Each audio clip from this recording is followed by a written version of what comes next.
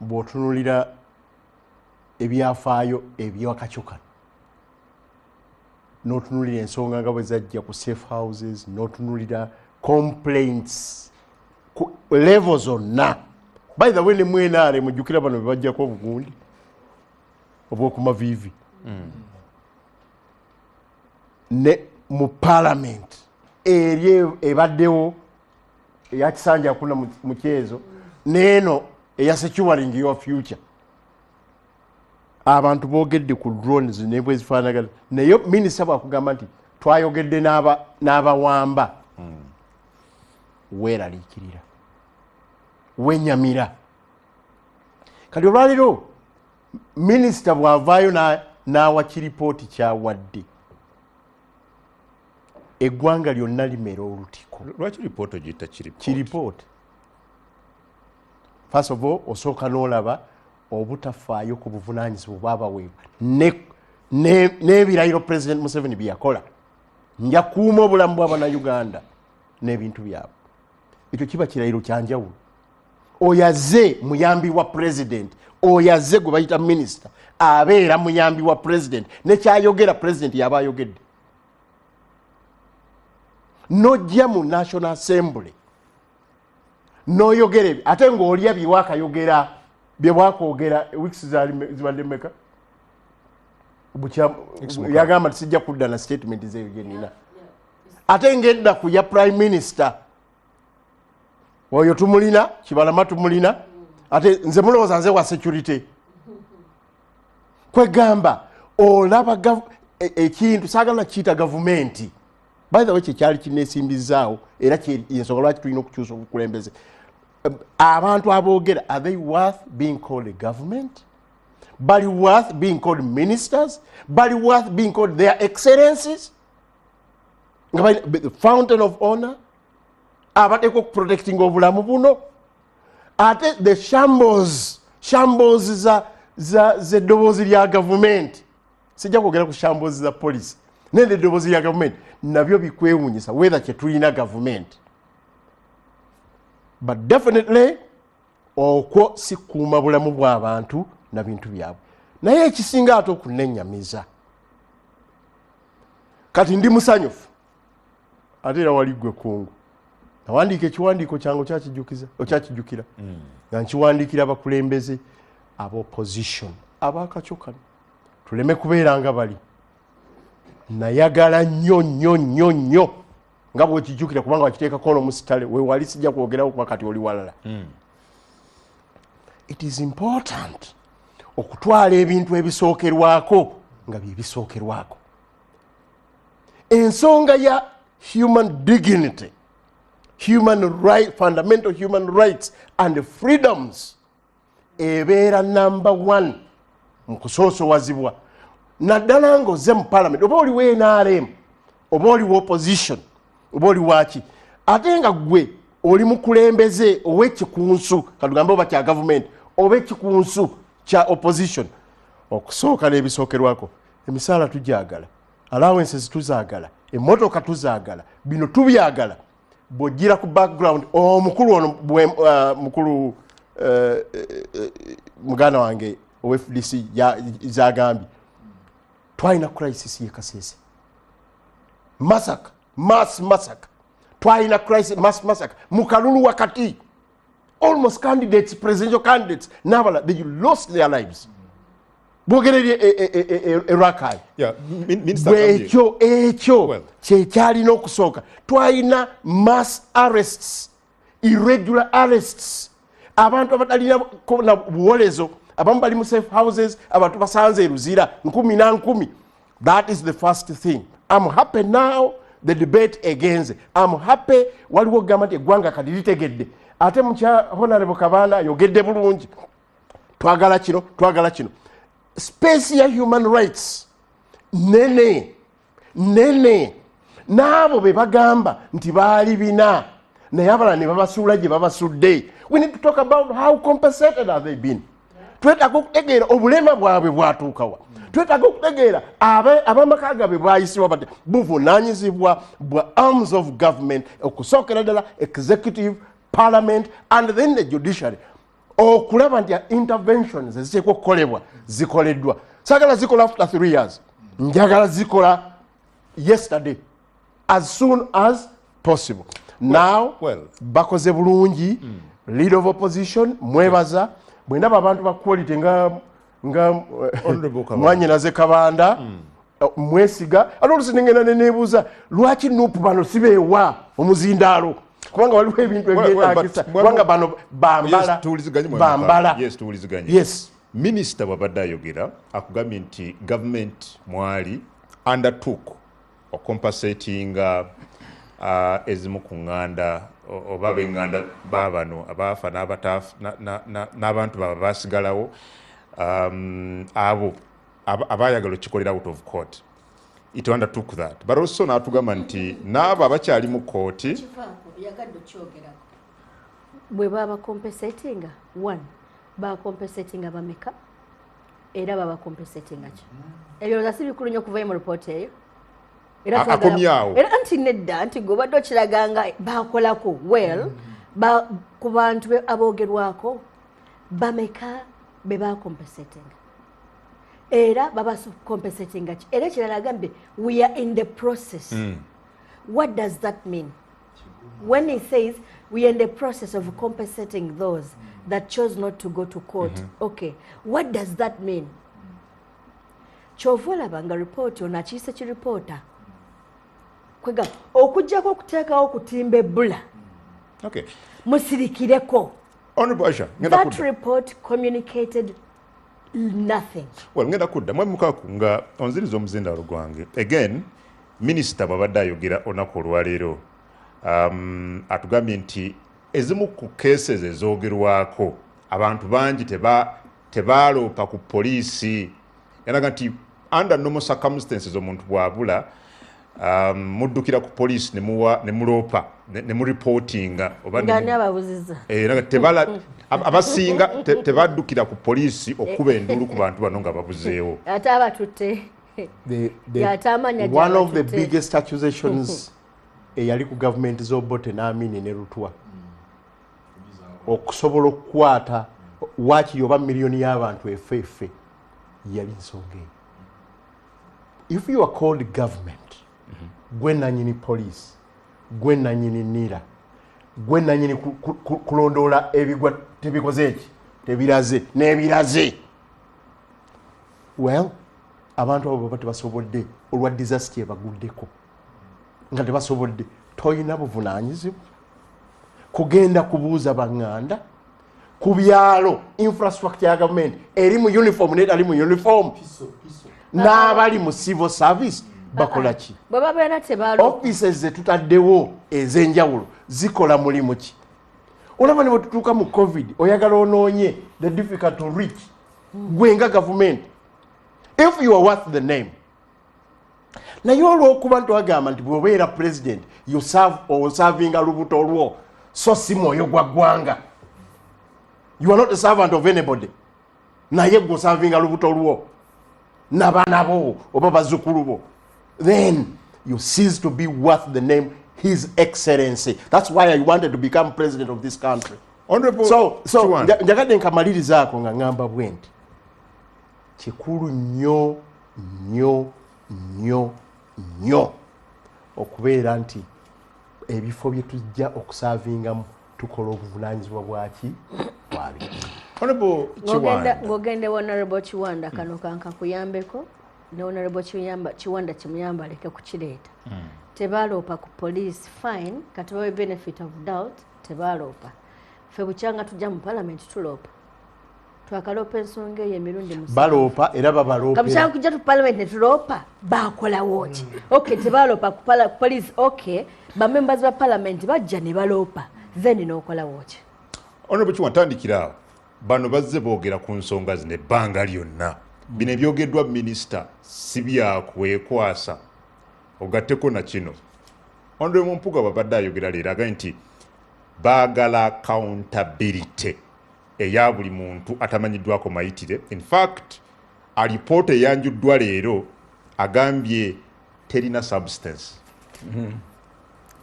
kale kisooka nja kusookera ku kya muganda wange Lubega Mukaaku kyayogeddeko whether this government is worth being called a government of the people over whether the people holding positions for the people by the people are worth being called His Excellencies, Right Honorable so and so, you know.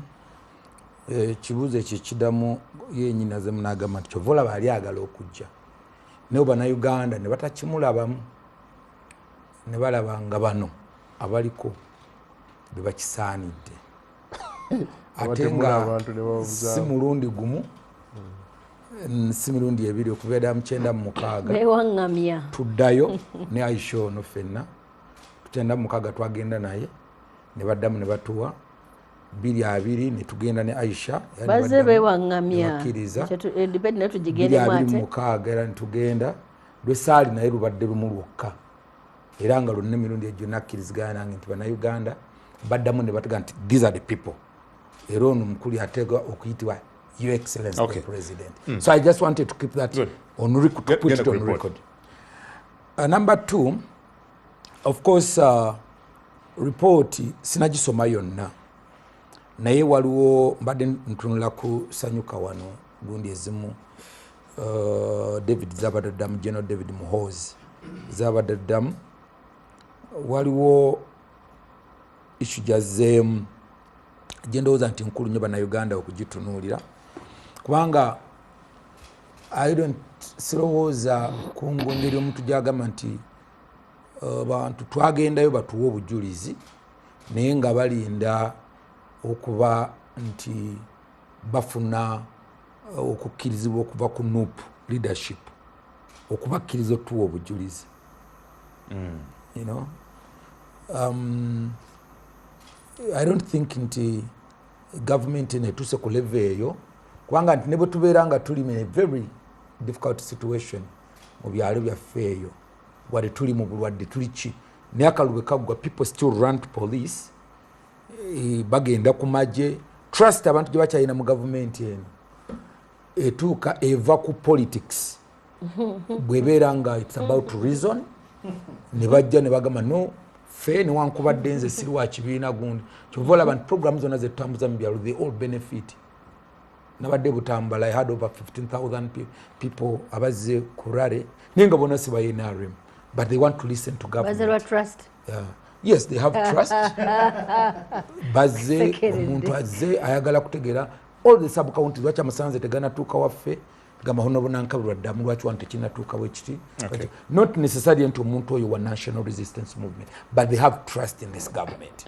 So nze ndowooza nti bwetuuka ku level egamba nti omuntu teyazze ng'alinda leadership ya NUP emukkirize alyoka ajja atuwa obujulizi kiraga trust ekyo nati kyeŋŋamba ekyo nti nkugamba nti that is a mistrust which I don't believe into nti abantu batuuka ku level batuuka ku level egamba nti sijja kugenda olw'ensonga nti njagala mwami Mukaaku ba mukyala Aisha anzikirize because olwo ne wabanga baddewo ekintu nga omuntu oyo mukwano nnyo gwa Aisha either akola naye oba mwami baki bwabawo ekimutuuseeko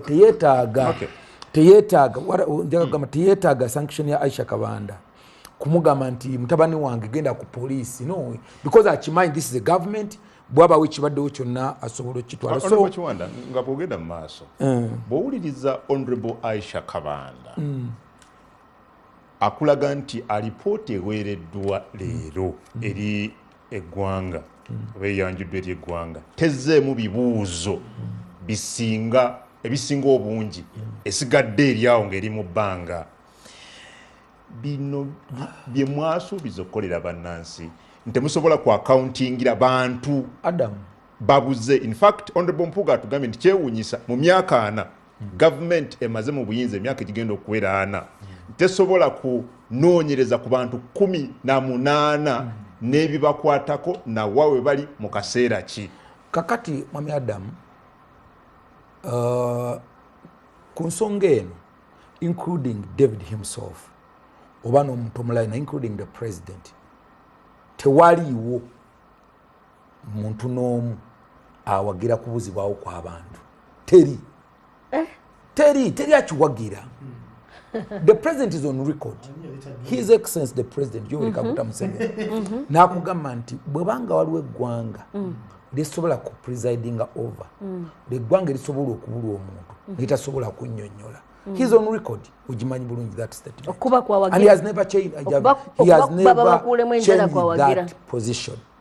Kakati Honorable Chwanda okubakuba babakulemu enjala kwa wagira ekiriwo mu kino kiri nti bogenda mu kalulu actually nze parliament yasooka okuleta report ya violence kubanga jjukira akalulu ka 2001 twalina a lot of violence then tuvayo ne report njukira ku biseera byekibo Augustine Nshimi was the yali chairperson wa Legal and Parliamentary Affairs Committee tuvayo ne committee tuvayo ne report na mutaayika eyali eyogera ku kulinyirwako eddembe ly'obuntu nga tuli mu kalulu.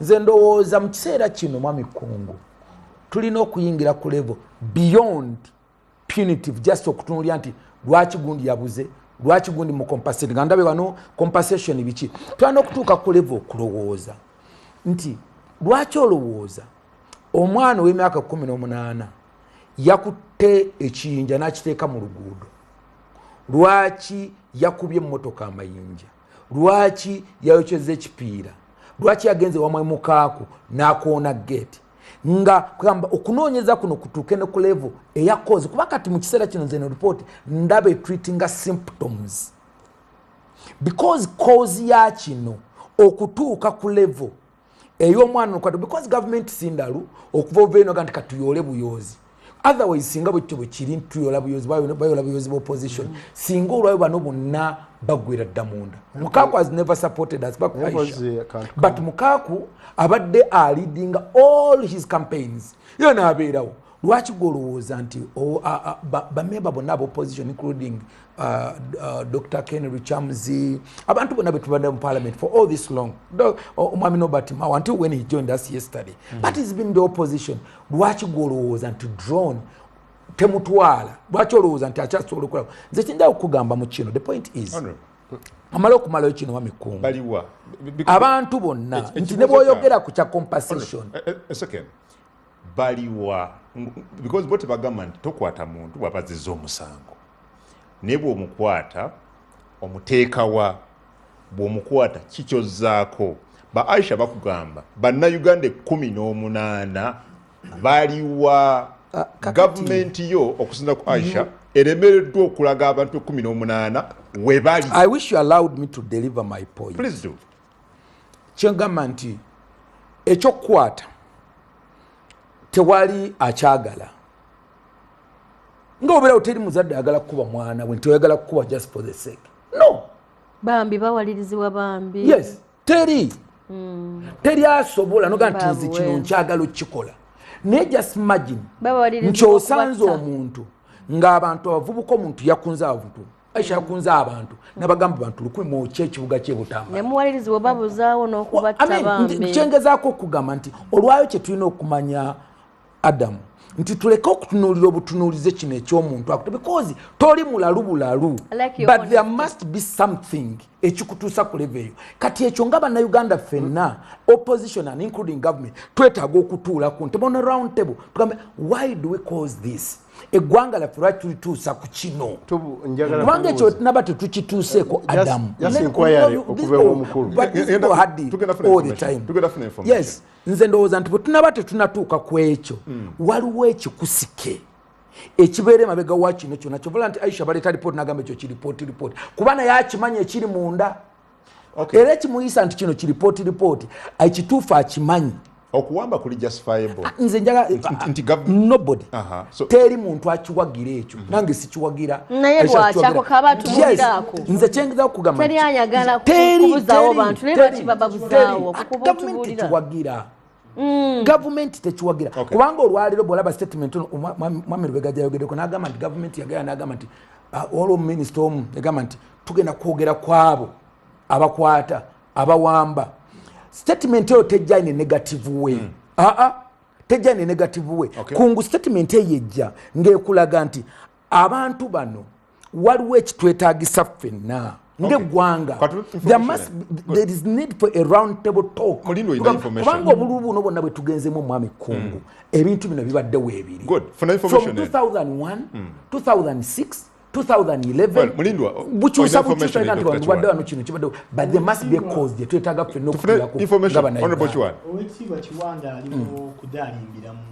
no there is no ekyo mwakikutenga bukusu ekigambo kudaalimba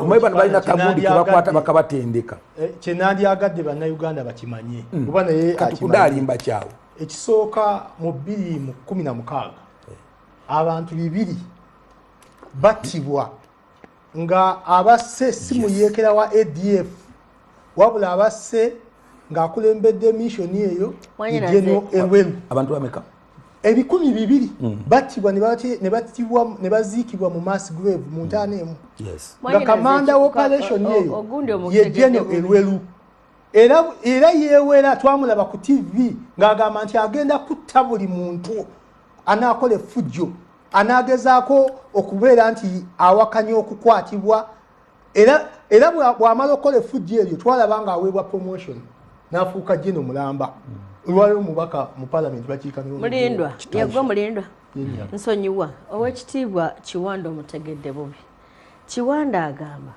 actually akkiriza tubikola n'agamba nti tewali ayagala bikola tewali ayagala kubuzaawo bantu tutule ku round table twebuuza babuzaawo abantu lwaki bababuzaawo tewali ayagala kubatta tutule ku round table twebuuze tewali lwaki babatta musajja wattu akkiriza nti babikola so tumuwa information nti babatta abamanyi nti babatta naye agamba naye bano bendi nabo ababatta lwaki babatta si kyekyo Kiwanda kyogamba bano bendi nabo wano naye akyebuuza nga bwokyebuuza nze nsobola okukuwa ansa gye ndowooza nti yentuufu nga tonaddamu tufuna information endala wano mwami Mukaako badde oyina naawe information 2 esooka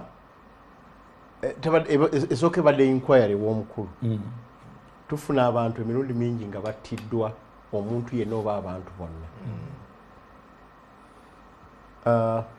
okubakwata kwabwe tumala kusooka kwebuuza ensonga ezabasisizza oba tugamba oba etteeka ligamba nti atta munne avunaanibwa si nsongozi olina ensonga atta munne akola ki avunaanibwa ate naddala nga kiri extra judicial eyo eringa inquiry eri omukulu kubanga bwagamba nti tugende bugenzi ku causes ababaka abali mu parliament bakyabuuza abantu ababuzibwawo ogamba tusoke tugende ku nsonga ensonga eyokubiri information President Museveni ng'alayira yagamba nti this is not a mere change of guards. This is a fundamental change. Nayongerako nagamba no regime has the right to kill any citizen of Uganda. No regime has got the right to beat a citizen of Uganda. As for the killing, this is absolutely out. You soldiers or citizens, you kill a citizen, we will kill you. Any individual, any group, persons who threaten the security of our people should be smashed without mercy. Ebigambo ebyo n'ebirala ebyongerako byali bingi. Where is that President Museveni? Where is that man who swore? Where is that man who cannot rain on his minister, on his security officials, on everyone else who abducts people? He said they need to be smashed. Kati it's just very deceitful. Say the right thing at the right time. Yes. Kakati mbadde gamba nti nali mvaggulu oddamu bino bye bino benziramu nali mvaggulu ku 19th of November when that incident eruuka President Kyagulanyi gyali ali President wa NUP.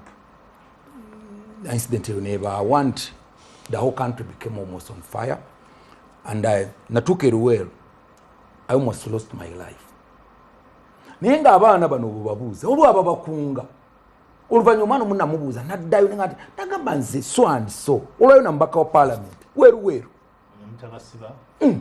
yatuwa amayinja yatuwa bino bugala obujulizi wewe nga wa mwana wali ayogera abasegirinya na webali Mukaku abaana bano waliwo ababakunga Kungo just a very quick mukimanyi no just a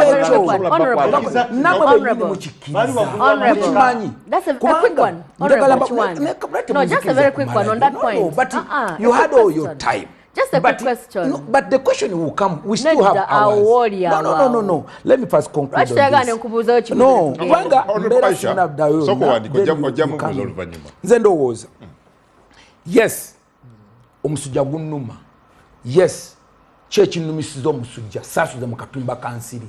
Next time tuseza magezi okuba nti nsula mu katumba kensiri okuwonya kino kubanga kino yes omusujja nsobola okujjanjaba leero but newankubadde kino kibanga kiwedde twagala era tewali nagamba nti no kiwanda atasobola nokuba ku TV nagamba nti okubuza abantu okutta abantu kirungi because fe tukimanyi nti omuggo ogulyewa ogukuba mujjawo bw'ogulaba gujjeewo. Today I may be here. The other day we were with Aisha. She's in the opposition. I may be in the opposition the next day.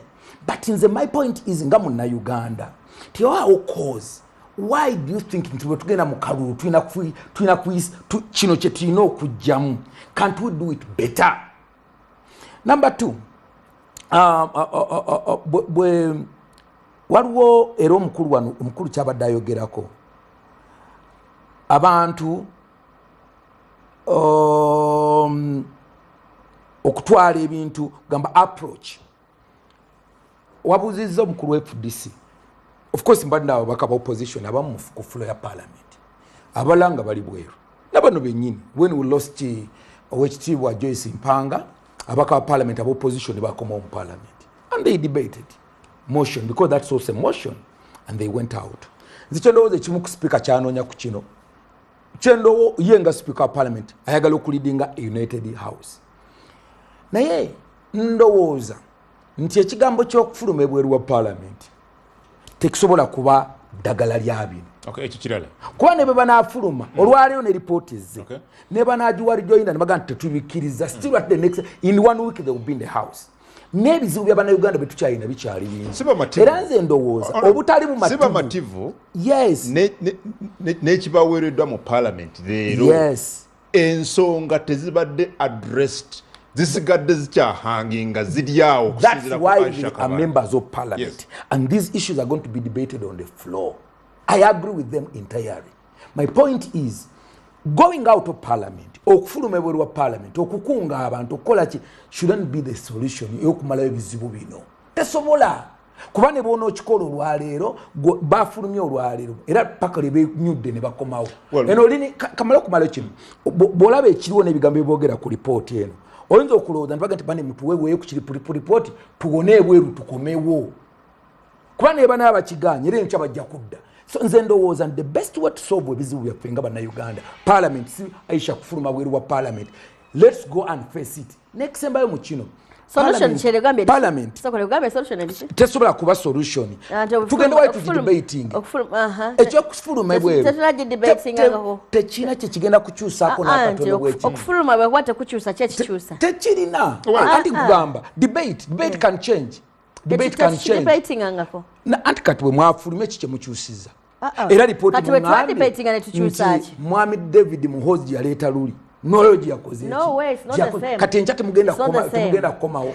Nze ndowooza alindako Aisha mala okumala kino nze ndowooza Aisha ekimu ku kintu kye tulina okukola nga bannayuganda kubanga parliament is one arm of government. Why should be the weakness of another arm of government be penalized? Kati lwaki nze nga parliament eyalonda omubaka wange wa parliament Aisha Kabanda gwe ndowooza okubeera mu parliament to debate to pass budget bw'abanga because that is your work. Kati olw'okuba executive tenakola gwayo should we use parliament to penalize another arm of government? The answer is no. Do your work. If executive has not done its work, it will be blamed on the executive. But do your work. So me, I support. But member of parliament, I'm about opposition, including people like Nandala Mafari. Nabalaba soboga no. Yes, bayinza okuba tebawagira kyakuwamba bantu, ne approach yabwe nga si yakufuluma bweru wa parliament. So tebalina kukakibwa kufuluma. Kyovola bana bano bagize bagamba bannayi. Leta yo kyonna tukomewo era tebajja kuddamu kufuluma ko bategedde. It's not a solution to the problem. Ngasinda bakudda Honorable Aisha Kabanda abali ku Sanyuka TV njagala bazanyira akatambi kano osooke owulire ebiri wano tukomewo wano mpulire bano kye bagamba ku tuwulirize. The Uganda Police Force did conduct investigations into the matter of the alleged missing persons. The police, however, was confronted with a number of challenges and constraints which do compromise the integrity of the findings from the people given by the Honorable Lop as next of kin.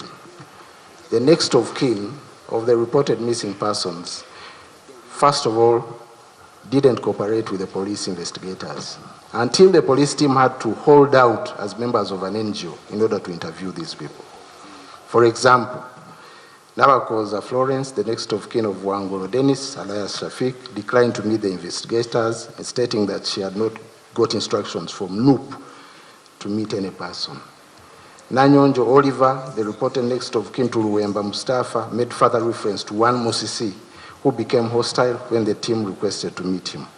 Later, there emerged trending videos and audios from the Honorable leader of opposition that the police team wanted to meet this next of kin at night, which wasn't true.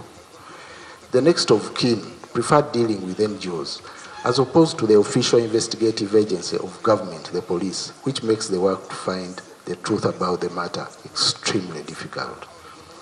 People who are allegedly arrested with some of the reported missing persons also refuse to make statements. For example, Musa Sali, Kasasa Anim, Muwaire, and Sembajwe Hakim, who are allegedly arrested with Semudum Michael Jackson, declined to provide information to the police. Most of the alleged disappearances were never reported to the police. For example, the alleged disappearance of Damlira John, Chiria Peter, Wangolo Dennis, Cesaz Isma, Mubiru Hassan, Baguma Joseph, alias Semuju Joseph, and Zimura Dennis, alias Boy, were all never reported to the police. Right Honorable Speaker and members, it is the law and official practice that for one to be declared a missing person's report must be filed. This can only be with the police, which wasn't done and which is still being resisted by the people approached. Hearsay testimony by the next of kin and witnesses. Most of the next of kin aren't eyewitnesses to the alleged disappearances. They were recounting to the investigators, CAM NGO, the stories of the arrests as told by unidentified and unascertainable third parties and third sources, which renders these secondary testimonies unreliable and less corroborated. Fictitious people. Investigations reveal that there exists no Semuju Joseph as listed in Lop's tabulated matrix serial number 10. The contacted next of kin insisted that the alleged Semuju Joseph is actually Baguma Joseph, serial number 17, whose alleged disappearance was never reported. Searches were carried out in different government data banks, to wit Interpol, Forensics, NIRA, City Mortuary, Kampala, and Immigration.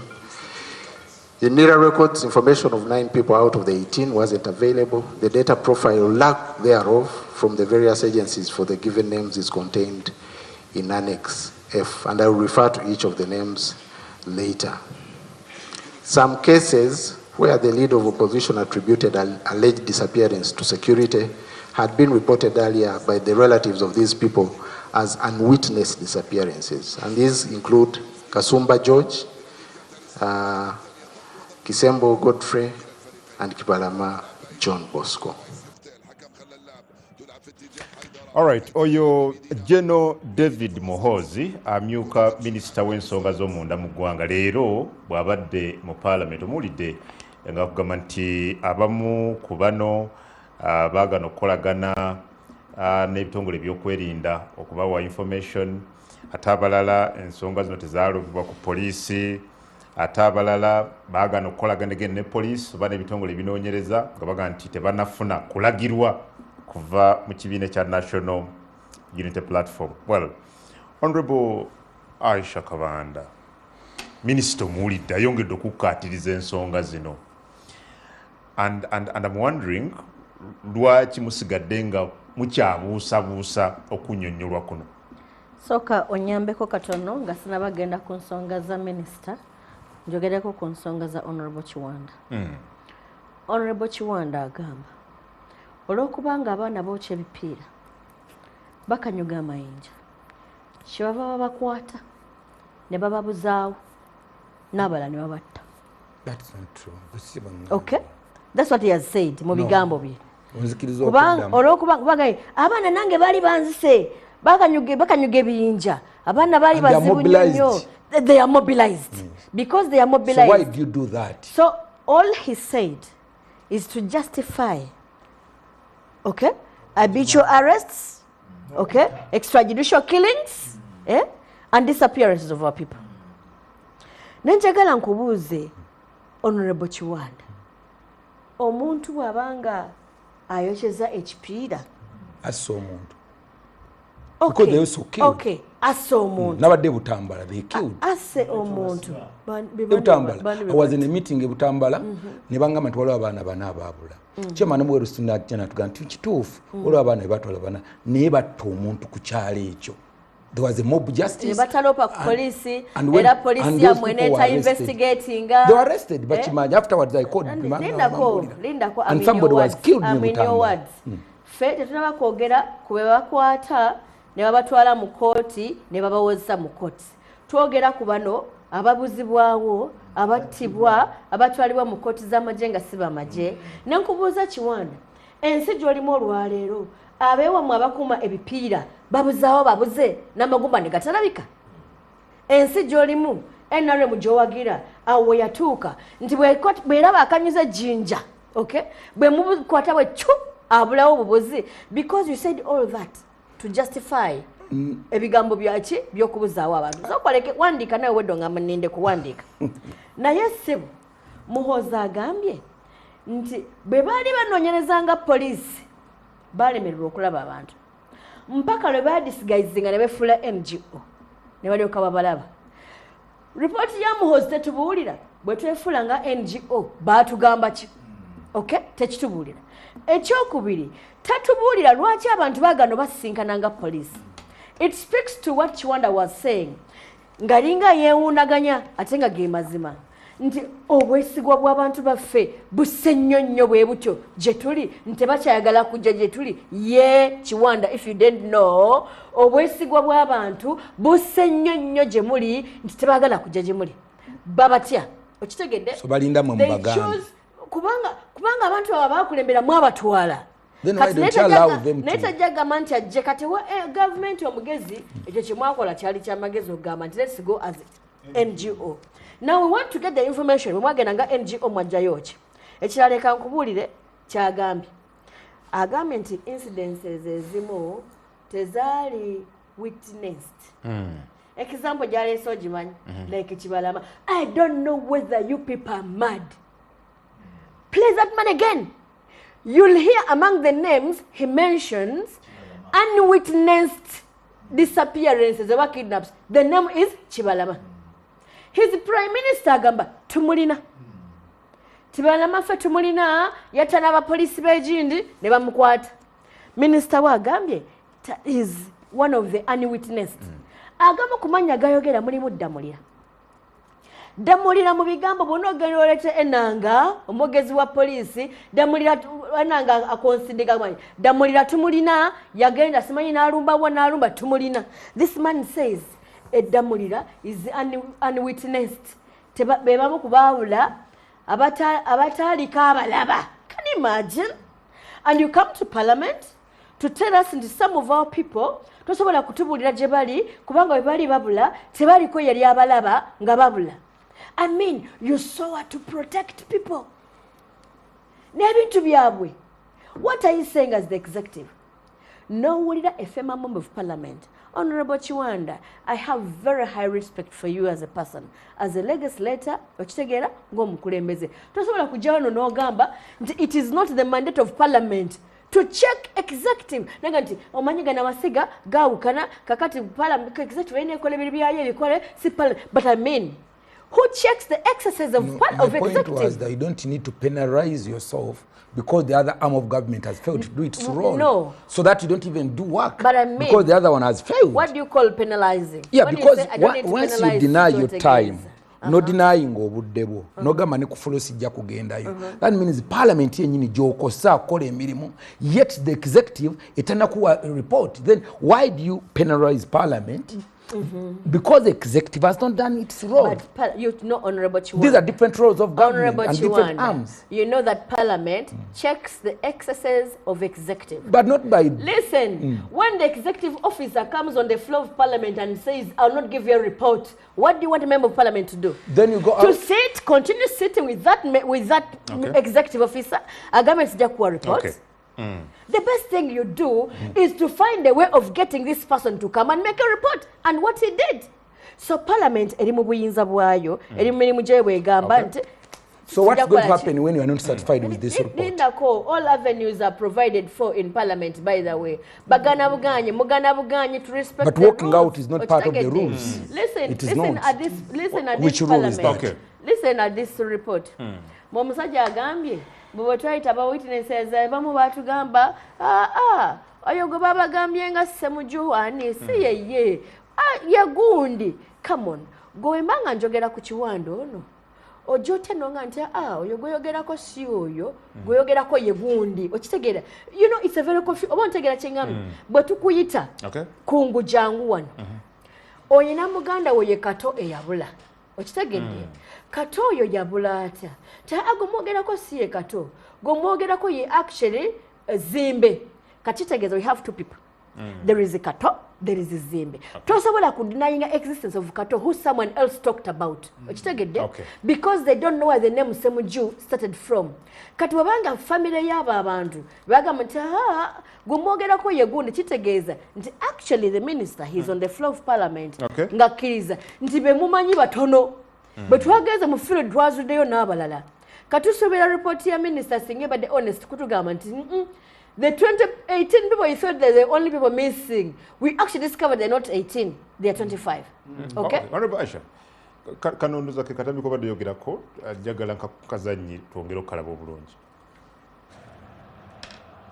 Position attributed alleged disappearance to security had been reported earlier by the relatives of these people as unwitnessed disappearances. And these include Kasumba George, Kisembo Godfrey, and Kibalama John Bosco. Kibalama John Bosco, unwitnessed. Yes. That is the statement from the Honorable Minister. Aisha Malidiza. Ngansembyayo ku bigambo bya Honorable Chiwanda. Chiwanda tosobola kutuwa magezi azu dire tuyingira Parliament, dire tufuluma, dire twekalakasa, tasobola kutuwa magezi agamaanyi taganina. Nobawona wagamba nti lwaki temwabeera ku floor of Parliament ne muteesa eno Parliament where sometimes people can say nay and the speaker says I have had aye. Ne musituka ne muprotestinga and the speaker, instead of counting wagambye avenues weziri, when you protest the ruling of the speaker you stand up. Instead of the speaker counting the number of people abo bamuweza bamuwakanyiza and the speaker says I adjourn Parliament. That's the Parliament in which je tulimu. Parliament je tulimu fe twasalawo fe aba NUP ne tumanya nti okugusa ensonga tuziguse kiyinza okuba ekizibu. But we are going to do everything to expose these people. Okitegeera nti bwe baba bagamba nti they are democratic, they are not. Okitegeedde baba bagamba balumirirwa nnyo babalimba n'obusibasi babeera bagamba nti Amini yali kijambiya kubanga yatta abantu. You know, Linda I can see one take away the microphone. Babeera bagala nti Amini yali kijambiya kubanga yatta abantu. Bwe tubala abantu abagambibwa nti Amini yatta ndowooza oyinza obutamalayo omukono n'okwata n'omulala naye be tubala abafudde ku mulembe guno bangi. Bw'aba Amini yali kijambiya then bano tulina bakonya musaayi and they are so fast of this blood bangi bagwagala. Naye akyebuuzizza ti naye abatta abantu babattira ki? Okitegedde? That's a big question and I want to give an answer before I leave the show. Babattira ki kubanga bannakigwanyizi baagala obuyinza, they are glued on this chair and they are not ready to tolerate anyone alabika ng'entebe aginyenyanyenyamu. Kasitoba ng'entebe owulirwa nga bayinza oginyenyeza ebyaddala ddala gw'okubeerawo fazaala oveewo bagende mu maaso. Mpomuzina lwange bali Honorable Aisha Kabanda mwami mulindwa Walid Lubega emu ku nsonga again ba Aisha gye babadde bapushinga emu ku musanvu ebadde yaku victimizinga abayisiraamu era nga nti gavumenti n'engeri gye tunuuliramu abasiraamu buli akaguddewo nti basiraamu, but minisita abadde ayogera leero, oli musajja muisiraamu, minisita abadde ayogera tuwadde statistics agamba as of 30th September n'abala amakomera ga Uganda gonna ebitundu 16 n'obutundu 7 bokka be bayisiraamu abaliyo, in fact abasingayo n'abakatuliki. Agamba ekyo si kituufu, therefore nti government ekijjanya wamu n'okucunya abayisiraamu mu ggwanga. Bigambo ya minisita. Neyanziza nnyo. Ekisooka nga sinagenda ku ekyo nzikiriza just in 1 second. Mpunzike ne report eno ku side emu. Report eno etusomeddwa minisita General Muhoozi teyawukana na report ya chairperson wa Human Rights Commission mukyala wa Ngadia Mariam gye yaleeta, era nga naye eri awo edaalimba budaalimbi n'okudaala era kudaalimba kwali kudaala na kudaalimba kwennyinnyini kwegamba nga kusaagira busaagizi mu nsonga enkulu ennyo eziruma abantu. Era ffe nga FDC lipooti eyo tulowooza nti tebaddeemu kaniguusa, era tulowooza nti twetaaga kinene, era tujja kuba tukwatagana ne leader of opposition okulaba nti oba oli awo tufuna response ey'obuvunaanyizibwa ey'omuzinzi egenda okwanukula bannaffe. Nga nkwosinza ova ku nsonga gy'ontegeezezza, ensonga eno efaananako n'ekigambo tribalism. Mwami Museveni asinga okuvumirira tribalism kiri on record.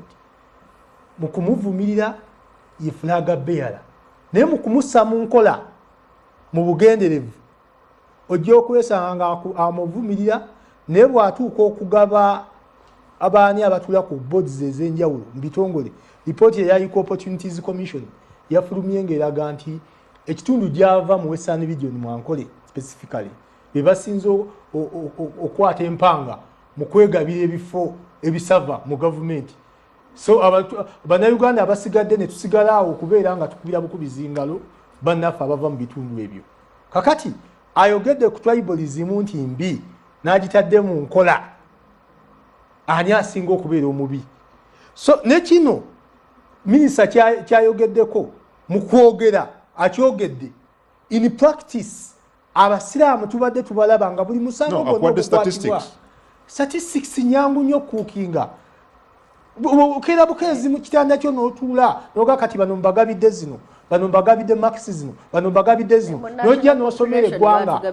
Bannayuganda at least abalaba TV abagobera ebigenda mu maaso si bagwagwa nnyo okutuuka minisita Muhoozi kwayagala tutuukeko, nti tubadde tulaba nti buli musango gwonna oguvunaanyizibwa nti kutemula. Kati ffe abasiraamu twafuna taage yaffe ey'enjawulo ti buli muntu attibwa target esooka alina kubanga musiraamu alina sigida alina ekirevu, era erinnya buli muntu kwegamba tekikyakwewuunyisa nti kakati kulisi olina kunoonyako Muhammad, olina kunoonyako Walid, olina okunoonyako Aisha. Eyo lisi twagyekwata gavumenti minisita ajja kugamba nti abo mu bikozi zaffe tebaliyo, naye at least mu bikolwa nga bwe nkugambye nti Museveni avumirira tribalism nti okusosola mu mawanga kibi, naye bw'atuuka mu kugaba ebifo n'abigabira abantu beewaabwe. So ne tukakasiza ddala nti Mwami Museveni mu kulwanyisa obusosoze mu mawanga yakutte bendera eyo bendera agyekwata. So ne wano minisita tulabira ddala nga mu kubeera nti abasiraamu tukyojjonyizibwa, gavumenti eno ekwata kisooka, era ffe ekyo tekitujjaako kugamba nti mu bikolwa abasiraamu gavumenti ndowooza ffe yatuvaako, naffe twagivaako gavumenti eno kubanga tetukyalina, twagivaako ekola byeyagala. Era ffe ng'abasiraamu tulina enteekateeka ezaffe, kyova olaba nga abasinga obungi tuli ku ludda oluvuganya. Tulowooza nti oludda oluvuganya lwe lulina ebirowoozo ebituukana naffe ffe ng'abayisiraamu okusinga gavumenti eri mu buyinza, kubanga eyina olukokobe, eyina fitina enambike eba oliawo ku ddiini ey'obuyisiraamu. Katumbulemu katono, oli ku Sanyuka TV Uganda Eyenkya, nze Adam kunfunywa ku mazzi katono. Bwe tukomawo twongere okubuuza ebibuuzo ku kyanjuddwa eri Parliament olunaku olwaleero, nakyo ekigenda okuddako eri abali ku luvuganya government. Batugambye week ejja abajja of course nabo kwanukula ku bino official abamu butongole, but like we said Honorable Mpuuga agambye bino temuli, agambye reporter katujje tovaawo.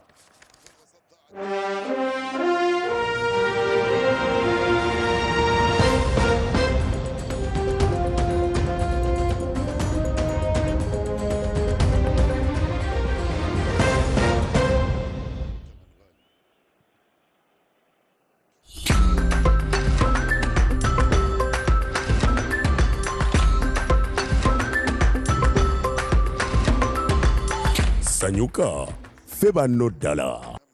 Everyday utalo. Everyday utalo. Jamuje December. Yana yugumya kabana lonji. Munalongo exitur. Waneka senge. Okigira mutwalo gumu. VIP. Emitwalo ebiri. Kugambye yewera. Okube nyimba zonna. Empane kade. Olanjela kakase. Mbaita mwenna tebabalimbalimba abayimbi fenna gye tuli. Okiwagidwa. Yagogo wadampola nalunguze wo. Mama fuswe na tete. Okanyanga ziwote kingo kalu. Sanyuka, feba no dala.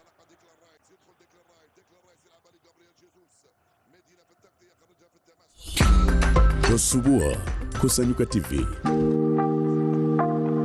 Buli kumacha ng'emmambi essala zuukukana obuwanguzi ne Morning Express. The ultimate way to kickstart your day. Bada people, nabata. Tukutuusako amawulire agakagwawo. Agatambula. N'ebitambula ku mitimbagano. Ebyemizannyo. Socrates Papastathopoulos, repeat after me. Ebyokya. Ate n'ebyobufuzi ebikwata ku muntu wa bulijjo. Kakati parliament yafuuka katale. Come again? Katale. Okuva ku saa 12 ez'okumakya mpaka ssaawa 3. Tokwata ku remote yo oba Afro Mobile. Ofuna amawulire n'ebisanyusa. Nange Precious Remy mukyala Bindeeba omu bw'ati. Wamu nange Adam Kongo.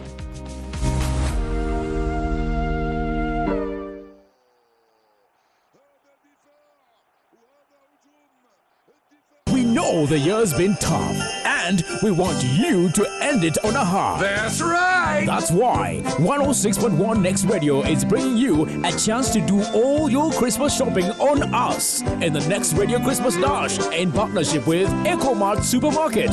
Tune in to 106.1 Next Radio all day and call in when you hear the Next Radio Christmas jingle. Dashing through the store on a grocery shopping spree. Guess who's gonna pay? It's Next Radio. Hey, hey! Answer a simple question to enter the weekly draw, where you can win a chance to shop for Christmas on us. Brought to you by 106.1 Next Radio and EcoMart Supermarket.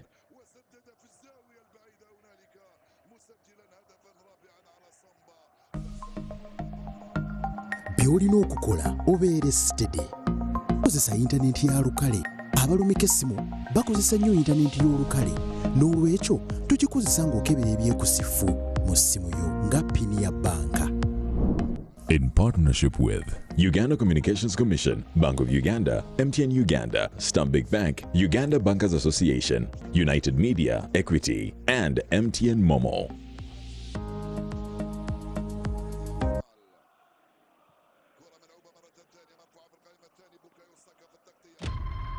Long before Europeans arrived in Africa, great kingdoms and empires ruled over many parts of the continent. Uganda comprised several kingdoms, some of which wielded enormous political clout until they were abolished by President Milton Obote. Even though in law they were outlawed, in the spirit and in the minds and the hearts of the people, those institutions, those cultures, those beliefs remained. In 1993, President Yoweri Museveni restored them, but only as cultural institutions. Tukanyenga bukanya mulungereza chebaita consensus. 30 years later, do they signify a repudiation of the modern state or notions of democracy in Uganda and Africa at large? Sovereignty was taken from Uganda. Does the blend of traditional and modern systems pave the way for the much-needed political stability and development? The programs that have been carried out in the last 30 years have benefited not only the people of Uganda, but the entire country. MBS, in partnership with the author of Thrones and Thorns, Owechitibwa Apollo Makuya, brings you a compelling account of the resurgence of traditional rule in Uganda in a groundbreaking documentary coming soon.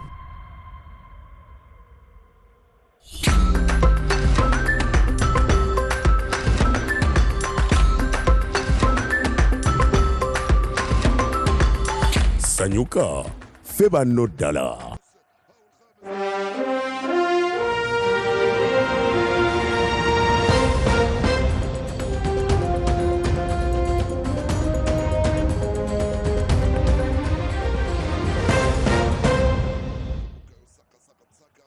Ku Sanyuka TV Uganda Eyenkya, nze Adam Kungu, mwebali kubeera nga mukyatambula naffe. Tuze nate n'akanyomera akasembayo olunaku olwaleero, tugenda mpaka ssaawa zigenda kubeera 6 awo tugenda okusiibulira. Nina Honorable Aisha Kabanda Butambala mpaka Parliament omukyala kibiina kya NUP, wano Honorable Kiwanda namba 4 amyuka ssentebe wa NRM mu maseekati ga Uganda. Nina muganda wange Samuel Walter Lubega Mukaku kibiina kya DP ne mwami Mulindwa Warid Lubega kibiina kya FDC nga tutunulira abadde mu Parliament olunaku olwaleero government nga ennyonnyola obanga ewaayo alipoota ku nsonga omusanvu ez'ababaka abali mu keediimo ababadde mu keediimo abali ku luvuganya government.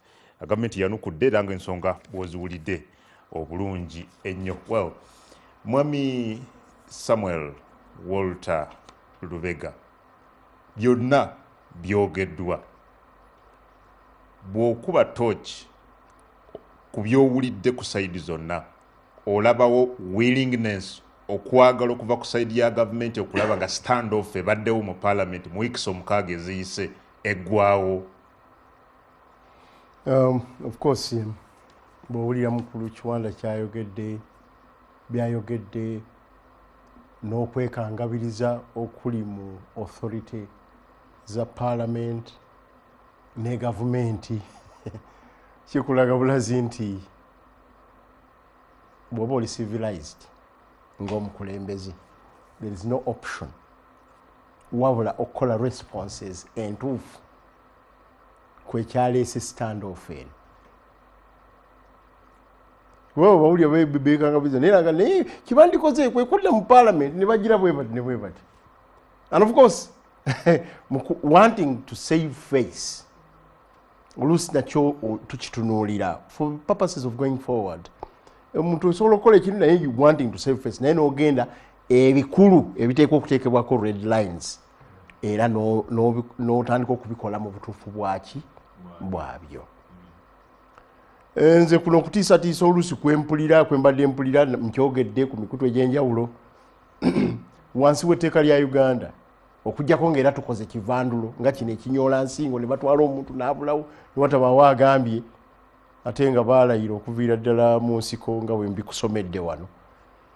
Bwe kiba kivandulo bwe kityo they can continue naye path nabo tebawonya. They will have to account at any one time. Naye kye bandikoze kwe kuyamba abaagala okukwataganya eggwanga lino.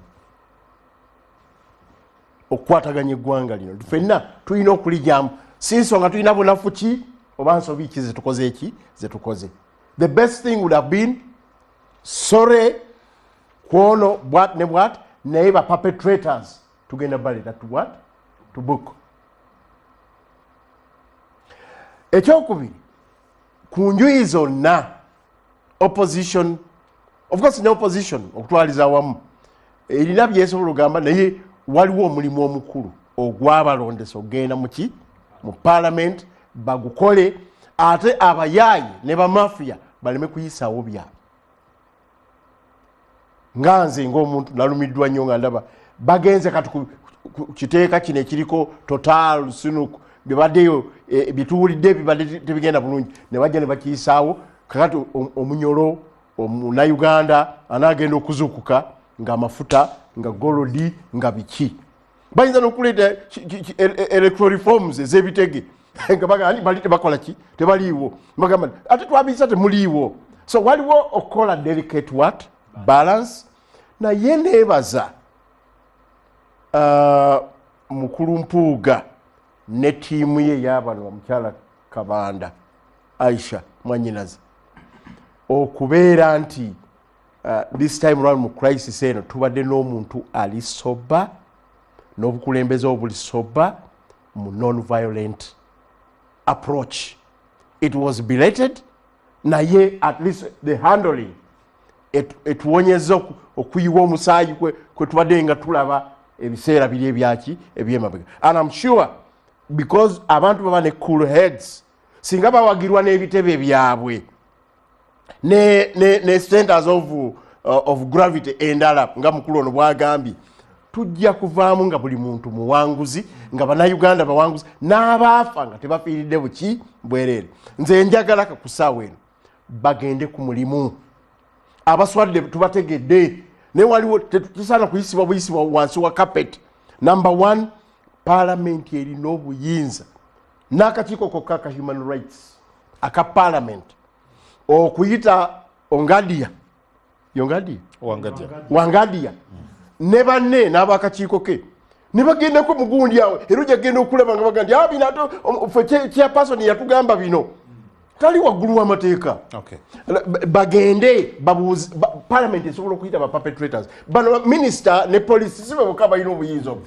Call the perpetrators, call the victims, abakyala bannamwandu abasibiddwako abantu baabwe balina n'eddembe okusaba abasibe abamu okubaako bye bakola. Nze ndi wano nze example nga bamaze okutusiba nga bankoba za mbogo nga aba UID nga abawagizi ba DP. Parliament ya Ken Lukyamuzi Mabike ne mwami Mao ow'ebiseera ebyo ne Museveni akyusa ow'ebiseera bino mulala kwoli yayimirira nga bamaze okufuna akantu ka Musinyo Agostoni ti abantu abaali babuze omwaka mulamba n'ekintu baliruzira ate tutesa kubya koni era nze nafuna parliamentary amnesty.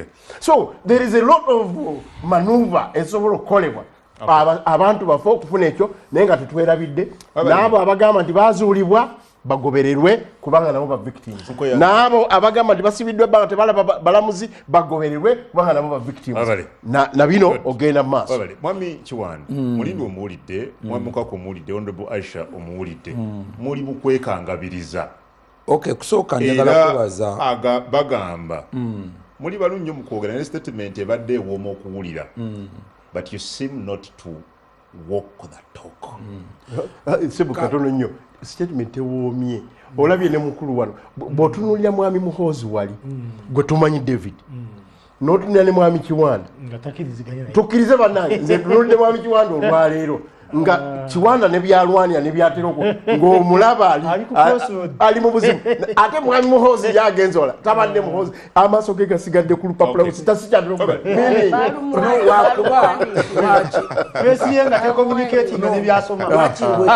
lwakiri bwekityo. We are dealing with a very delicate issue, very delicate. Nti mu incident eno nga bw'ogiraba not just from above but tuli bantu singa ku bantu 18 babeera nga bali babiri oba omu nga taliiwo nga kituufu kati that family byoyogero olina okumanya nti oli mu bigere by'abantu abo. So until when the investigations are done completely tosobola kumala gafulumya bigambo because tuli bantu tuli mu Uganda tufena gye twagaliza okubaamu emirembe. Nyina ensonga just nga janja emu esooka twandyetaaze nti report eno weneggwera ffenna nga bannayuganda buli muntu alina kuba accountable. One, bw'abaawo omuntu eyakwatibwa tumutegeere ensonga eyamukwaswa ekitegeerwe naani yamukunga okukola ekyo.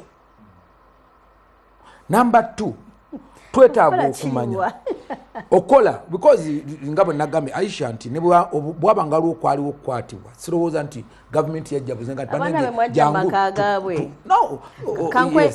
akamala okumalayo kino omukyala Aisha. Number 2, njagala okuyita bannayuganda ffenna naddala abaana baffe abato our generation ne generation eri wansi waffe basebo ne banyabo tusobola nnyo okubeera mu ggwanga lino nga tetulimu mu ngeri ya kuyiwa musaayi tine eggwanga lyaffe tetusobola kubeera ffenna abamemba ba parliament at the same time tetusobola kubeera ba president at the same time niyo time yaffe ejja so naye eggwanga lyetwetaaga okusanga enkya tulina kulikolerera leero ekyokusatu ebintu byonna bibanga bibaddewo ebiseera ebimu ne bakuwaliriza okgenda ng'abantu abamu baagala okutuukiriza ebigendererwa byabwe bwe batuuka akaseera ng'oli wekka oluusi kakunyiga wekka ne famire yo ne musigala nga muli babiri mukayiza mukyalawo oba abaana bo ne basigala mu kaseera akazibu ate ggwe nga yakukunga yakuteeka mu kukumamu omuliro tokyamulabako ng'ekyenenyo kyosobola omuwulirako ayogera boogezi bigambo ekyokuna okusaasira bakadde baffe abamu abazadde kuba abazadde oluusi kyono tebakibaamu olwero tubali tuziika father mudduse nga tubadde mu kiyinda ne maama ng'akaaba okuva twatandise olaba obulumi bwa maama obuliwo father mudduse yafedde mu accident tusaba katonda amulamuze ekisa naye abazadde abamu ko maama yabadde waka tamanyi kyabadde of course this was an accident ne incident zonna zino zikosanya abazadde baffe even when nga tebadde naffe so twagala okusaasira timu incident zonna ezibadde mulimu abooluganda abali eyo finally mami kungu kinjawo kugamba nayoga nti eggwanga lino litumala ffenna nze sikkiriziganya nkomwami na mwami mukwaku politically but he is my friend Aisha niwankubadde yanvaako nabeera wakati wa Nuupu but she remains my friend era mukwano gwange kyenjawo bagamba nti eggwanga tetusobola kulibeeramu ffenna nga tukkiriza mu kibiina kimu tetusobola kuba ffenna nga tuli ba ddiini emu but we need each other ffenna twetaagangana era tusobola okutwala eggwanga lyaffe mu maaso nga tetulina muntu gwe tukosezza tetwetaaga kuttiŋŋana olw'ensonga z'eddiini olw'ensonga z'eggwanga olw'ensonga z'ebyobufuzi kubanga tetusobola kubanga ffenna tufaanaganya endowooza ku bintu ebyo ekisembayo mwami mukaako akyogeddeko kyekigambo kyogamba nti okay bino byonna biyinza okubeera nga bibaddewo but what's the best way njagala nnyo okwebaza National Unity Platform kwakati yekulembedde olutabaalo lw'opposition and even the opposition again no newankubadde wasobola okwawo ebintu ebirala bisobola okwongera okuyiwa omusaayi naye twagala kuyiwa musaayi katukozese enkola eno sijikiririzaamu nnyo y'okusiiba nti mwezi mulamba muli bweru naye endowooza y'okulowooza nga nti tusobola okumala ebizibu byaffe nga teyije musaayi nze endowooza nkulu nnyo kubanga tekyetaaga kuziika kinnya ng'oyongera kusima kinnya kirala so bwe tuba twetaaga okumalawo violence then tetwetaaga kuyuza violence means okuba nti tusobola okumalawo Aisha Kabanda wiiki ejja mutusuubiza leero nti wiiki ejja mujja kuba mukola rejoinda tusuubire ki next week nzikiriza nsooke nziremu ebibuuzo bibiri ekisooka kya byonna nja kukola comment ku kyabasiraamu mwami muhozi yabale kutuwa numbers eziri comforting era agezezaako okulaga nti abasiraamu si basingayo mukomera n'atugamba nti bali 16.4%. Okay. Kumi na mukaaga eyo ebanyumira nnyo kubanga ne mu national population census era baatuwa 16 kyayeka enyuma okugaba but that says Honorable David Muhozi your statistics teziddamu abantu abattibwa omusajja yattibwa nga ali ku mpingu ali ku mpingu ate ne mumukuba amasasi ne mutta ayogera ku Sheikh Chirevu yes or statistics temuddamu okay or statistics taddamu abawalimu bemukimye mu muzikiti abawalimu bemukimye mu muzikiti ng'omusango gwabwe guli gumu kusomesa baana dde mwene mugamba nti babateekamu obutujju oba eddiini yaffe yabalemu okutegeera mugiveeko era temujja gitegeera kubanga banoonya obumalirivu bw'abasiraamu buvaawa kyova olaba tebaagala kulaba musiraamu yenna akuŋŋanya wantu kusomesa abantu ddiini omuntu bw'ayingiramu obusiraamu aba n'obumalirivu obw'enjawulo babuuza mbu buvaawa kati okubulwako w'otendekera eddiini buli asomesa eddiini bamukwata obusomero bw'eddiini babukwata naye waffe empigi juzi bagaddewo akasomero n'abalimu ne babakwata wano mu constituency ya Robert Kyagulanyi Center mukati ekiikirirwa Mwanyiraze nyingi bagenda ne baggalawo madrasa n'abaana baffe n'abakwatira abatwalibwa pastor obujoozo bw'ekika ekyo obukwata abaana b'osanze mu muzikiti n'ogamba tebalabiriddwa bulungi n'obatwali wa pastor abalabirire, we can never forget you.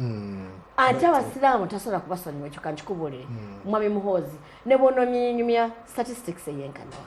Kati ekyo kintuusa ku nsonga ya Mwanyinaze gy'ayogeddeko nti kirungi tunoonyereze tutuuke ku ani abakunga. Njagala kugamba mwana wa ssebo, teriyo muntu gw'ogamba nti gundi yakunga. Kati kankubuuze Kiwanda, olowooza ani yamobilizinga Aisha? Okay. Who mobilized Aisha to leave NRM? Okay. Aisha's living NRM, embeera eyali mu NRM yanyigiriza Aisha nemuje mu NRM. Anze kankweko obujulizi. Aisha yagala kuwangula kamweko obujulizi manje butambala. NRM tujja Mwanyira zanzikirizeeyo. Nengo mutima guli eno eri ano nayo buwanguzi. Nze njijukira bulungi twali bugiri. Aisha n'agamba ku byonna byenzize nkuŋŋaanya n'ekyokutta omwana walyendo n'ekyokwagala okumalawo muzeeyi lyavaala ow'NRM kadi njokeza nkyamujjukira bulungi fine kale kanzikirize true and I agree with you true obuzibu bwava mu kaluka primaries as he says. What happened there? Unfairness. Kati who mobilized me? The unfairness in NRM. According to you, okay? And according to him, and I agree, zinagenda kunonya kaluka asumani basalirwa. Era nayimirira kurale zonna ezasooka nga nagenda nyambadde gomesi ya yellow nakati ebifaananyi mbirina n'obutambi weebuli. Nayimiriranga ne kurale ezasumani ngambaganize ndi wa yellow naye asumani ng'omuntu mwagala nina ensonga ezindese mwagala nga muntu. Tugenda okuvaayo fine you can say ate nawe ojjirira kubanga nange natandika kwogera nga bw'oli justifying bw'otandika okubyogera bw'oti ojjirira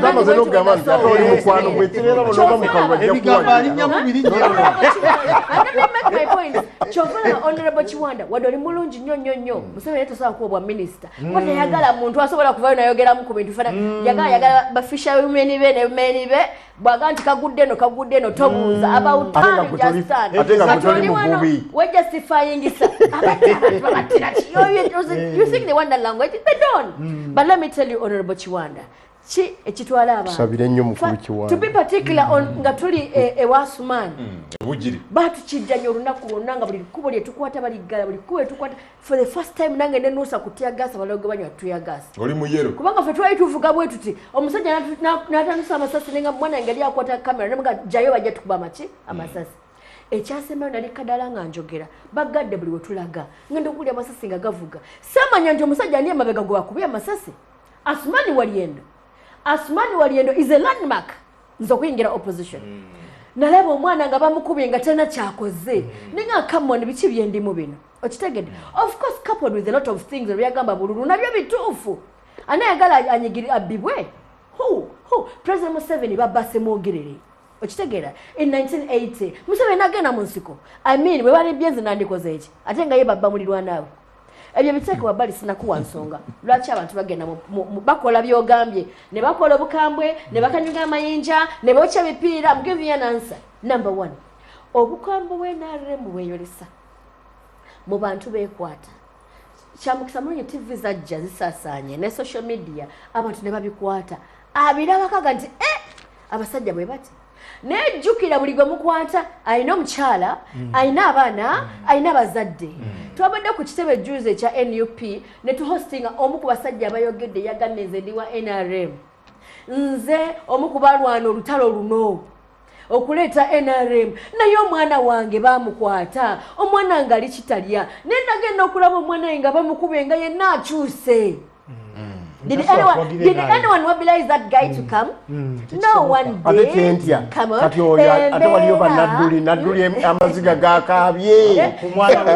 I am here to tell Mami Kiwanda, no one is mobilizing people. Embera eba mobilizing. Tuwerede Mami Kiwanda tuweeredde abaana mu bunafu obw'amaanyi nga bakazi tebalina ssente atunda n'ekibanja n'atunda ente ne bawulira abaana bagenda ku universities ne bafuna degree bagenda okulaba nga bagenda okukola recruitment zonna eziriwo babyakutaaga bayari ne report yammwe ya opportunity neyogera neraga oliaga nti abo balya mmere ki bazawala musaayi ki people get mobilized hopelessness ey'abaana this point is very important. Hopelessness y'abaana abato abavubuka abatalina ssuubi abatalaba nsi gyeraga nga tebalabawo solution walala wonna n'ebyaffe bye twogera baabikoowa balowooza nti banoonyeyo ekirala so ekisooka nkulaze obukambwe ekyokubiri njagadde okulaga nti hopelessness y'abantu abatakyalaba ssuubi ddala naddala abaana abato abalabibwa nnyabwe nga bayita mu mbeera enzibu yalowooza nti nze osanga bwe ndisitukamu ndiyamba family talaba wagiyambira deprivation abantu ne bagiwaako ebyabwe byonna ne mutwala ettaka ly'abantu balitutte abantu anyigirizibwa left right center wano waliwo abaana bawutodo abalikola nga balina business ne muzijjawo buli omuntu wajja akantu akabulijjo waafune mukajjewo when you close everything kankubuulire abalwanyi abalungi bagamba bw'oba okuba omusota ng'olwana n'omusota live an escape route. Good. Baba lehono vaja. Aisha. Kansemyeyo. But akade nga kagenda. These are very serious allegations. No. These are very serious allegations. This is what we do. This is what we do. Because they are serious allegations. Yes. So I hope I have some time to respond. Yes, agenda kudira. Ekitutte abantu obukambwe bwa NRM obungi ennyo okugibwako abantu ebyabwe obutali bwenkanya mu nsi muno ennaku obuyinike bwe batadde mu bantu embeera okutulugunya abantu teri amobilizinze bantu just like no one mobilized Baganda here okugenda mu nsiko okulwana obote no one is mobilizing people here embere ba mobilizing ate buli lunaku bagenda mu bibinja ogenda okulwana Museveni nga tumaliriza program y'ekiro kyonna ku lwaleero kalombolombo wano buli omu okutubuulira Uganda ey'enkya. No, but I have to respond to seconds 15 Hajat Aisha maliriza ng'otubuulira Uganda ey'enkya wali yagadde efaanana ekya. Enkya ku lwokutaano. Oh, I have actually described the Uganda I want by that statement. The reverse of that is the Uganda we want. Twagala ensi gye tulinamu emirembe. Gye tulinamu emirembe omuntu amanyi nti asobola okubeera mu nsi yabeere n'obwogerero. Ensi erimu obwenkanya. Erimu obwenkanya mu front zonna eterimu kisosola. Twagala ensi eneewa abantu nga bwebasuubiza nti obawadde eddembe lyabwe nga lyobawa tobaweesa guno n'obagisaako guno. Twagala ensi nga baga nti rule of people for the people by the people. Si bano abatwewangamizaako. So the best Uganda ey'enkya is President Museveni to get packing kubanga bannayuganda bamumma obululu. Tukwenza Honorable Hajat Aisha Kabanda or Dr. Chwana. Kakati ekisooka Aisha ateeseewo embeera erowoozesa nti NRM yebettaka emu n'ekitundu. Yeah, I mean bino ayogedde bingi. Abantu bana Uganda bakimanyi ekiriwo. Ekiriwo kiri nti ne bw'osanga abantu abettaka babbi battaka. Whether they are NUP oba DP. Oba UPC oba aki bajja ne mundu ababera bali era waliwo abantu bulanti abo bafere actually atete tukikome bukomite twazi that's not true bajja ne mundu ekyo si kituufu bamutu bakutta bamba makumira abalabali misango but of course ekyo tusagala muntu akigambe nti kya national resistance movement serious allegations oyogedde kuzo njego responding yes nati yajogedde kettaka ekyala si kituufu mukyala Aisha kyaga nti abantu bali hopeless bannayuganda they are hopeless actually she needs an apology on that. Ugandans they are not hopeless at all. Yes, no. Bannayuganda bentambudde mu essuubi balirina naye nze ndowooza tulina okuvumirira abantu abakozesa eddiini ko omuntu abamu bakozesa n'eddiini ne beetuma n'amannya ng'erinnya lyetumye ayagala akole ebikolobero ayogera erinnya ery'ekisiraamu oba ayogera erinnya erifaanana bw'eti so nze ndowooza ti n'abantu abamu abeetuma amannya agamu nga mugeetuma olw'okwagala okukyayisa eddiini ekyo nakyo kikyamu twetagukya naye ebintu ebyo byonna newankubadde weebiri boogereko bali abeeyita bakasimu naye abantu bano abakola bino mamukungu kinyala okusembayo nakyo abamu bali mobilized okutukyayisa pate eno n'ebintu ebimu Aisha ebimu ebyakunyiza amu individuals babikola nga there are some excesses ne bonobeera Aisha tomorrow ng'oli mu bukulembeze nga bw'olimu nga member of parliament oyinza okusangayo omuntu one of your campaign ayina ebintu byakola nesali nga sigomugambye so this party national resistance movement teri party Uganda Eyenkya actually Uganda Eyenkya twagituukamu dda Uganda Eyenkya olyoke with it wetino okubeera abantu njagala mbawe sagala mbatandika kubasubiza lusuku lwa seminti olusamatooka amawaate nga simani ndagala njubuluze abantu balina okukola okuva mu bwavu kyetwetaaga ng'eggwanga kwe kuteekawo emisingi abantu basobole okutoolowooza nti enkya bagenda kuba nga bafuna byabwerere ekyo tekijja Uganda eyo gye njogerako Eyenkya gye tulimu olwaleero Mwenja kusigala nga mukyabatta. Njagala Uganda Eyenkya ng'evudde mu kiwambansi kye tulimu olwaleero n'institutions.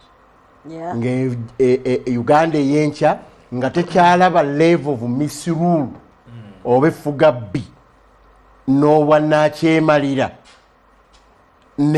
n'okutyo ekidibago kyembeera z'abantu n'ebyenfuna kye tulimu olwaleero.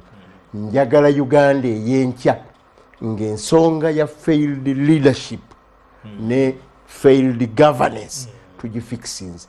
Njagala Uganda Eyenkya ng'eyina abakulembeze abalina omutindo. Abalina omutindo.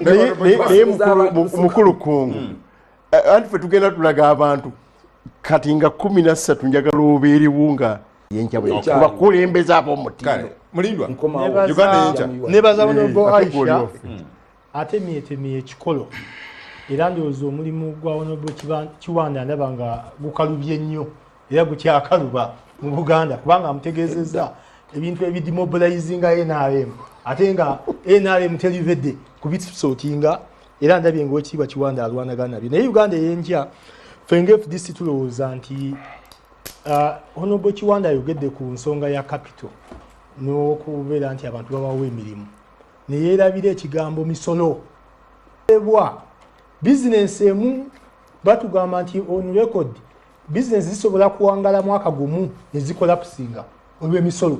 So ffe ng'FDC tulaba Uganda Eyenkya nga tewali tulina emisolo giri affordable bannayuganda gye basobola okusasula bisobola okuyamba bizinensi ne ttiimu yonna nga bwe tuba ku makya. Nze Adam Kongo akume.